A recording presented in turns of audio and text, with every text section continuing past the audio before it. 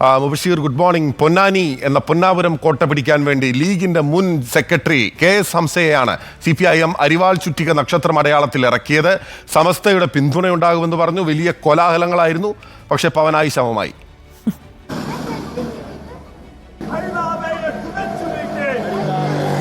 ബിനിൽ പോത്തൻ ബാബു, തീർച്ചയായും നമുക്കറിയാം പൊന്നാനി ലോക്സഭാ മണ്ഡലത്തിൽ ഇടതുപക്ഷം കാലങ്ങളായി നടത്തിയിരുന്ന എല്ലാ തരത്തിലുള്ള പ്രചാരണങ്ങൾ, അല്ലെങ്കിൽ ഇടതുപക്ഷത്തിന്റെ പക്കലുണ്ടായിരുന്ന ആയുധങ്ങളൊക്കെ ഒന്നും പോരാ മുസ്ലിം ലീഗിനെ പരാജയപ്പെടുത്താനെന്ന് ഈ ഒരു തെരഞ്ഞെടുപ്പും തെളിയിച്ചു എന്നുള്ളതാണ്. റെക്കോർഡ് ഭൂരിപക്ഷത്തിലാണ് പൊന്നാനി ലോക്സഭാ മണ്ഡലത്തിൽ UDF സ്ഥാനാർത്ഥിയായ ഡോക്ടർ MP അബ്ദുസ് സമദ് സമദാനി വിജയിച്ചു കയറിയത്. 2 ലക്ഷത്തിലധികം, അതായത് 2.25 ലക്ഷത്തിലധികം ഭൂരിപക്ഷത്തിൽ പൊന്നാനിയിൽ UDF സ്ഥാനാർത്ഥി വിജയിക്കുന്ന ഒരു സാഹചര്യമുണ്ടായി.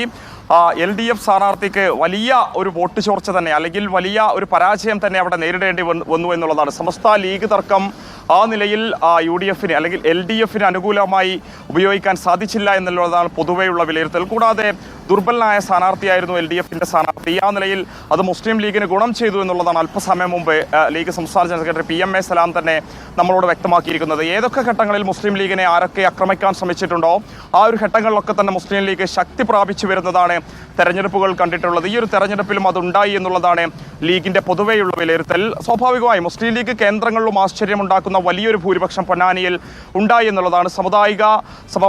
സമവാക്യങ്ങളുടെ അല്ലെങ്കിൽ ആ നിലയിലുള്ള പ്രചാരണങ്ങളൊക്കെ തന്നെ തള്ളിക്കളഞ്ഞുകൊണ്ടുള്ള ഒരു വിജയം സമദാനി അവിടെ നേടിയെടുത്തു. ലോക്സഭാ മണ്ഡലത്തിലെ ചരിത്രത്തിൽ ഏറ്റവും വലിയ റെക്കോർഡ് ഭൂരിപക്ഷത്തിലാണ് സമദാനി വിജയിച്ചു കയറിയത് എന്നുള്ളതാണ്. എന്തായാലും ലീഗ് തന്നെ ഈ ഒരു വിജയത്തെ ആദ്യഘട്ടത്തിൽ വളരെ ആശ്ചര്യത്തോടെയായിരുന്നു നോക്കിക്കണ്ടിരുന്നത്. ഏകദേശം 1 ലക്ഷത്തിനടുത്ത് ഭൂരിപക്ഷം ലഭിക്കുമെന്നായിരുന്നു മുസ്ലിം ലീഗ് വിലയിരുത്തുന്നത്. എന്നാൽ ലീഗ് കേന്ദ്രങ്ങളെ ഉൾപ്പെടെ ഞെട്ടിച്ചുകൊണ്ടാണ് 2 ലക്ഷത്തിലധികം ഭൂരിപക്ഷത്തിൻ്റെ ഒരു വിജയം പൊന്നാനി ലോക്സഭാ മണ്ഡലത്തിൽ അവർക്ക് നേടിയെടുക്കാൻ സാധിച്ചത്. തിരൂരങ്ങാടി നിയമസഭാ മണ്ഡലം, തിരൂര് നിയമസഭാ മണ്ഡലം, 2 മന്ത്രിമണ്ഡലങ്ങൾ ഉൾപ്പെടുന്ന പൊന്നാനി ലോക്സഭാ മണ്ഡലത്തിൽ, അതായത് താനൂരും തൃത്താലയിൽ ഉൾപ്പെടെ വലിയ ഭൂരിപക്ഷം നിയോജക മണ്ഡലങ്ങൾ മുസ്ലിം ലീഗിന് ഉണ്ടാക്കിയെടുക്കാൻ സാധിച്ചു എന്നുള്ളതാണ്.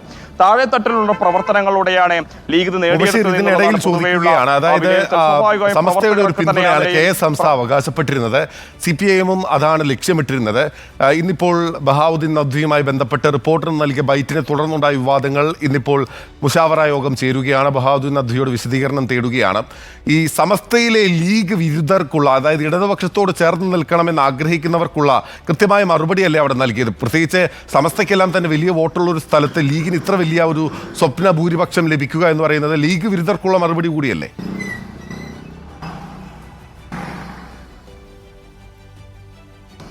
തീർച്ചയായും ബിനിൽ പോത്തൻ ബാബു, സമസ്തയിലെ ലീഗ് വിരുദ്ധർ, അതായത് ഷജറ വിഭാഗം എന്ന് പറയപ്പെടുന്ന ഒരു വിഭാഗം നടത്തിയിരുന്ന നീക്കങ്ങൾക്കുള്ള കൃത്യമായ മറുപടി മുസ്ലിം ലീഗ് മലപ്പുറം ജില്ലയിലെ 2 ലോക്സഭാ മണ്ഡലങ്ങളിലെ വിജയങ്ങളോടെ നൽകി എന്നുള്ളതാണ്. അവർക്ക് ഏറ്റവും അധികം വോട്ടുള്ള മലപ്പുറം ലോക്സഭാ മണ്ഡലത്തിൽ റെക്കോർഡ് ഭൂരിപക്ഷത്തിലാണ് ET മുഹമ്മദ് ബഷീർ വിജയിച്ചത്.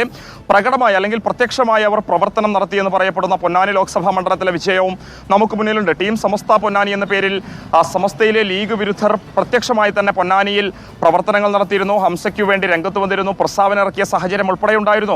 സമസ്തയിലെ യുവജന വിഭാഗത്തിലെ വലിയൊരു വിഭാഗം ഹംസയ്ക്ക് വേണ്ടി പ്രചാരണ രംഗത്തുണ്ടായിരുന്നു എന്നാണ് അവർ നടത്തിയിരുന്ന പ്രചാരണം. എന്നാൽ അതിനൊക്കെ തന്നെ കൃത്യമായ മറുപടി മുസ്ലിം ലീഗിന്റെ ഒരു വിജയങ്ങളിലൂടെ അവർ നൽകി എന്നുള്ളതാണ്. എല്ലാ കാലത്തും ഈ സമസ്ത വിഭാഗത്തിന്റെ വലിയൊരു വിഭാഗം തങ്ങളോടൊപ്പമാണെന്ന് വീണ്ടും മുസ്ലിം ലീഗ് പ്രഖ്യാപിച്ചു. കാരണം ആ നിലയിലുള്ള ഭൂരിപക്ഷം തന്നെയാണ് മുസ്ലിം ലീഗിന് 2 ലോക്സഭാ മണ്ഡലങ്ങളും വിജയിച്ചിരിക്കുന്നത്. വിശേഷം ഈ ഒരു പൊന്നാനി ലോക്സഭാ മണ്ഡലത്തിൽ എല്ലാ കാലത്തും CPM പലതരത്തിലുള്ള പരീക്ഷണങ്ങൾ നടത്താറുണ്ട്.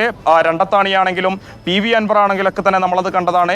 മന്ത്രിയായിരുന്ന V അബ്ദുറഹിമാൻ 2014 മത്സരിച്ച ഘട്ടത്തിലായിരുന്നു ഏറ്റവും വലിയ ഒരു മത്സരം കാഴ്ചവെക്കാൻ CPMന് അവിടെ സാധിച്ചത്. പിന്നീട് ഒന്നും തന്നെ വലിയൊരു മത്സരം കാഴ്ചവെക്കാൻ CPMന് സാധിച്ചില്ല. ഏറ്റവും ഒടുവിൽ ഈ 2024 എത്തി നിൽക്കുമ്പോഴും CPM അവിടെ നിഷ്പ്രഭമാക്കിയിരിക്കുന്നു UDFന്റെ കടുത്ത മത്സരത്തിലൂടെ എന്നുള്ളതാണ് ഈ ഒരു ഭൂരിപക്ഷം തെളിയിക്കുന്നത്.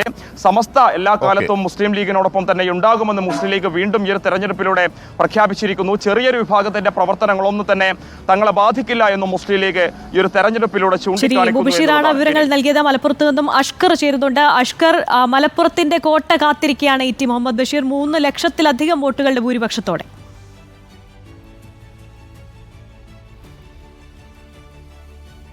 സംസ്ഥാനത്തെ തന്നെ ഏറ്റവും മികച്ച രണ്ടാമത്തെ ഭൂരിപക്ഷമാണ് ഇന്ന് ഇ.ടി. മുഹമ്മദ് ബഷീർ സ്വന്തമാക്കിയിരിക്കുന്നത്. 3,118,000 വോട്ടുകൾ. അതായത് മലപ്പുറം മണ്ഡലത്തിൽ തന്നെ മുൻപ് ലീഗ് തന്നെ സൃഷ്ടിച്ച എല്ലാ റെക്കോർഡുകളും തിരുത്തി കുറിച്ചുകൊണ്ട് പുതിയ റെക്കോർഡ് ഇ.ടി. സ്വന്തം പേരിലാക്കിയിരിക്കുന്നു എന്ന് തന്നെ വേണം പറയാൻ. മാത്രമല്ല കഴിഞ്ഞ കേരളത്തിന്റെ തന്നെ തെരഞ്ഞെടുപ്പ് ചരിത്രമെടുത്ത് പരിശോധിച്ചാൽ പോലും രാഹുൽ ഗാന്ധി കഴിഞ്ഞാൽ പിന്നീട് ഇപ്പോൾ ഏറ്റവും കൂടുതൽ രണ്ടാമത്തെ ഭൂരിപക്ഷമുള്ളത് ഇ.ടി. മുഹമ്മദ് ബഷീറിനാണ്, മുസ്ലിം ലീഗിനാണ് എന്നുള്ളതാണ് ഏറ്റവും പ്രധാനപ്പെട്ട കാര്യം. ഇടതുപക്ഷത്തിന്റെ കോട്ടകളടക്കം മുഴുവൻ തകർത്ത ഒരു തേരോട്ടം തന്നെ മുസ്ലിം ലീഗ് നടത്തിയെന്ന് പറയണം. പ്രത്യേകിച്ച് മലപ്പുറം ജില്ലയിൽ ഉടനീളം വയനാട് മണ്ഡലത്തിന്റെ ഭാഗമായിട്ടുള്ള നിലമ്പൂരും അതുപോലെ തന്നെ മങ്കടയും പെരിന്തൽമണ്ണയും അതുപോലെ തവനൂരും പൊന്നാനിയും ഒക്കെ മുസ്ലിം ലീഗിന്റെ ഇടതുപക്ഷം തങ്ങളുടെ ശക്തി കേന്ദ്രങ്ങളാണെന്ന് മലപ്പുറത്ത് വിശ്വസിച്ചിരുന്ന കേന്ദ്രങ്ങളൊക്കെ തന്നെ വലിയ തോതിൽ ഇടതുപക്ഷത്തിന് അടിതെറ്റി എന്നുള്ളതാണ് പ്രധാനപ്പെട്ട കാര്യം. ഇപ്പോൾ കഴിഞ്ഞ നിയമസഭാ തെരഞ്ഞെടുപ്പിൽ വെറും 38 വോട്ടിന് മാത്രം മുസ്ലിം ലീഗിന്റെ സ്ഥാനാർത്ഥി ജയിച്ചു കയറിയ പെരിന്തൽമണ്ണയിൽ 26,000-ലധികം വോട്ടുകൾക്കാണ് ഇ.ടി. മുഹമ്മദ് ലീഡ് നേടിയെടുത്തത്. അതുപോലെ തന്നെ ഇടതുപക്ഷം തന്നെ വി വസീഫിന് ലീഡ് ലഭിക്കുമെന്ന് പ്രതീക്ഷിച്ച ഒരു മണ്ഡലമായിരുന്നു മങ്കട. പലപ്പോഴും നേരിയ ഭൂരിപക്ഷത്തിന് മാത്രം നിയമസഭാ തെരഞ്ഞെടുപ്പുകളിലൊക്കെ തന്നെ ഇടതുപക്ഷം പരാജയപ്പെടാറുള്ള, അല്ലെങ്കിൽ പലപ്പോഴും ഇടതുപക്ഷം അട്ടിമറി വിജയം നേടിയിട്ടുള്ള ഒരു മണ്ഡലം. ആ മങ്കട മണ്ഡലത്തിലെ മുസ്ലിം ലീഗിന് ഭൂരിപക്ഷം എന്ന് പറയുന്നത് ഇത്തവണ 41,000 കടന്നു എന്നുള്ളതാണ്. അത്രത്തോളം ഇടതുപക്ഷ കേന്ദ്രങ്ങളിലൊക്കെ തന്നെ വ്യാപകമായ രീതിയിൽ വോട്ട് ചോർന്നിട്ടുണ്ട്. പെരിന്തൽമണ്ണ നഗരസഭാ പരിധിയിലും CPM-ന്റെ ജില്ലയിൽ തന്നെ ഏറ്റവും വലിയ ശക്തി കേന്ദ്രമായ ഏലംകുളം ഉൾപ്പെടെയുള്ള പഞ്ചായത്തുകളിലടക്കം ഇത്തരത്തിൽ വലിയ തോതിൽ ഇടതുപക്ഷത്തിന്റെ വോട്ടുകൾ ചോർന്നു. ഈ കാര്യത്തെക്കുറിച്ച് പ്രാഥമികമായി പഠിക്കാനുള്ള ഒരു തീരുമാനത്തിലാണ് ഇപ്പോൾ ഇടതുപക്ഷം നിൽക്കുന്നത്. മാത്രമല്ല സ്ഥാനാർത്ഥി നിർണയത്തിനടക്കം തന്നെ ഒരു പാളിച്ച പറ്റി എന്നുള്ള ഒരു വിലയിരുത്തലും ഇടതുപക്ഷത്തിനുണ്ട്. പ്രത്യേകിച്ച് പൊന്നാനിയിലേക്ക് കാര്യം, അത് പൊന്നാനി സ്ഥാനാർത്ഥിക്ക് ഇത്തരത്തിൽ അരിവാൾ ചുറ്റിക നക്ഷത്രം കൊടുത്തതിനടക്കം പാർട്ടിയുടെ ഒരു വിഭാഗത്തിലേക്ക് അടുത്ത അതൃപ്തി ഉണ്ടായിരുന്നു. ആ അതൃപ്തിയൊക്കെ തെരഞ്ഞെടുപ്പിനെ സ്വാധീനിച്ചു. കഴിഞ്ഞ തെരഞ്ഞെടുപ്പിൽ തന്നെ ഏറ്റവും പോളിംഗ് കുറവുണ്ടായ 10 ഭാഗങ്ങൾ, 10 പഞ്ചായത്തുകൾ പരിശോധിക്കാനുള്ള 10 പഞ്ചായത്തുകളും അല്ലെങ്കിൽ 10 ബൂത്തുകളും എല്ലാം തന്നെ ഉള്ളത് ഇടതുപക്ഷത്തിന്റെ ശക്തി കേന്ദ്രങ്ങളായിരുന്നു എന്നുള്ളതും ഈ തിരിച്ചടി കൃത്യമായി വ്യക്തമാക്കുകയും ചെയ്യുന്നുണ്ട്. എന്തായാലും മുസ്ലിം ലീഗിനെ സംബന്ധിച്ചിടത്തോളം തങ്ങളുടെ കോട്ട ഉറച്ചതാണ്, ഭദ്രമാണെന്ന് ഒരിക്കൽ കൂടി തെളിയിക്കാൻ കഴിഞ്ഞു. മാത്രമല്ല നിലവിലുണ്ടായിരുന്ന എല്ലാ ഭൂരിപക്ഷങ്ങളെയും മറികടന്നുകൊണ്ട് പുതിയ റെക്കോർഡുകൾ മുസ്ലിം ലീഗ് തന്നെ സൃഷ്ടിച്ചിരിക്കുന്നു. ഇനി തമിഴ്നാട് രാമനാഥപുരത്തുകാരൻ നോക്കുകയാണെങ്കിൽ അവിടുത്തെ തമിഴ്നാട് മുൻ മുഖ്യമന്ത്രി കൂടിയായിട്ടുള്ള പന്നീർസെൽവത്തെ തോൽപ്പിച്ചാണ് 1,65,000-ലധികം വോട്ടുകൾക്ക് നവാസ് ഖനി തന്റെ സിറ്റിംഗ് സീറ്റ് നിലനിർത്തിയത്. സ്വാഭാവികമായും എല്ലാ വിധത്തിലും മുസ്ലിം ലീഗിന് തങ്ങളുടെ ശക്തി തെളിയിക്കാൻ കഴിഞ്ഞു എന്നുള്ളതാണ്. മലപ്പുറത്തെ മണ്ഡലത്തിലേക്ക് തന്നെ വരികയാണെങ്കിൽ പോലും വെൽഫെയർ പാർട്ടിയും SDPI ഒക്കെ ഇത്തവണ മത്സരരംഗത്തില്ലാത്തതും ലീഗിന് വലിയ ഗുണമായി മാറി. അതിനപ്പുറത്തേക്ക് മണ്ഡലം ഏറ്റവും വലിയ തോതിൽ ചർച്ച ചെയ്തിരുന്നത്, ഇല്ലെങ്കിൽ ഇടതുപക്ഷം തന്നെ വിഷയം ചർച്ചയാക്കി കൊണ്ടുവന്നിരുന്നത് ന്യൂനപക്ഷ രാഷ്ട്രീയമായിരുന്നു. പൗരത്വ ഭേദഗതി ഉൾപ്പെടെ NRC-CA ഉൾപ്പെടെയുള്ള വിഷയങ്ങൾ ഇടതുപക്ഷം വലിയ തോതിൽ ചർച്ചയാക്കി. പക്ഷേ ആ ദേശീയ വിഷയങ്ങൾ ചർച്ചയാക്കിയത് യഥാർത്ഥത്തിൽ മുസ്ലിം ലീഗിന് ഗുണം ചെയ്തു എന്നുള്ളതാണ് പ്രധാനപ്പെട്ട കാര്യം. രണ്ടാമത്തതൊന്ന് വലിയ തോതിൽ ചർച്ചയാക്കാൻ ശ്രമിച്ചത് മണ്ഡലം വെച്ചുമാറി സ്ഥാനാർത്ഥികൾ മത്സരിക്കുന്നതിനായിരുന്നു. വലിയ തോതിൽ പരിഹാസം ഇടതുപക്ഷം ലീഗ് നേതാക്കൾക്കെതിരെ ഉയർത്തി. പക്ഷേ ആ മണ്ഡലങ്ങൾ വെച്ചുമാറിയതിലൂടെ സിറ്റിംഗ് എംപിമാർക്കെതിരെ ഉണ്ടാവുന്ന ആന്റി ഇൻകംബൻസി അത് മറികടക്കാൻ മുസ്ലിം ലീഗിന് സാധിച്ചു എന്നാണ് ഇപ്പോൾ ലീഗ് നേതൃത്വം വിലയിരുത്തുന്നത്. പിന്നീട് ഈ ഘട്ടത്തിൽ ഏറ്റവും ചർച്ചയായ ഒന്ന്, തെരഞ്ഞെടുപ്പിൽ ഉടനീളം മുസ്ലിം ലീഗിന് മുമ്പിൽ ഒരു വെല്ലുവിളിയായി ഉയർന്നു വന്നത് സമസ്ത ഫാക്ടർ തന്നെയായിരുന്നു. ആ സമസ്ത ഫാക്ടറിൽ തന്നെയായിരുന്നു ഇടതുപക്ഷത്തിന്റെ വിശ്വാസവും. പക്ഷേ ആ ഫാക്ടർ മൊത്തത്തിൽ പൊളിഞ്ഞു പോയിരിക്കുന്നു എന്നുള്ളതാണ് പ്രധാനപ്പെട്ട കാര്യം. ഇടത് കേന്ദ്രങ്ങളിൽ പോലും വിള്ളൽ വീഴ്ത്തിക്കൊണ്ടാണ് ലീഗിന്റെ മുന്നേറ്റം.